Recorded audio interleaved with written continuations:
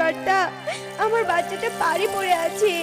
আর নদীর স্রোতে কিছুতেই সাঁতার কেটে পাড়ি যেতে পারছি না। বাঁচাও, কে কোথায় আছো? আমাকে জল থেকে তোলো, বাঁচাও। দেখ দেখ তোরা, বৃষ্টি হওয়ার পর পৃথিবীটা দেখতে আরো কত সুন্দর দেখাচ্ছে। চারিদিকে ফুল ফুটেছে, পাখিরা ডাকছে। বাহ, ঠিক সময়ে আমরা 4 বোন পৃথিবীতে ঘুরতে এসেছি। আমার তো ভীষণ মজা লাগছে রে। ঠিক বলেছিস অনিতা পরি। শোন, আমি এক গোপন সূত্রে জানতে পেরেছি, এই যে গ্রামের উপর দিয়ে উঠছি আমরা না, সেই গ্রামের পাশে একটা নদী আছে। সেই নদী দেখতে নাকি ভীষণ সুন্দর। চল না, চল না সবাই নদীর ঘাটে যাই। সত্যি বলছিস? তবে চল ওই নদীর ঘাটে গিয়ে আমরা সৌন্দর্য উপভোগ করি।